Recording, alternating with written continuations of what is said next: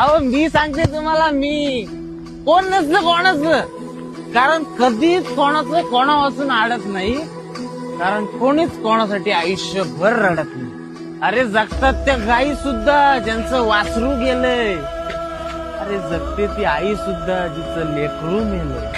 अरे आई नसलेली पोरं सुद्धा या दुनियेत घडतात. मग तुम्हीच सांगा, कोण जन्मदात्यांच्या मागे जीव सोडतात?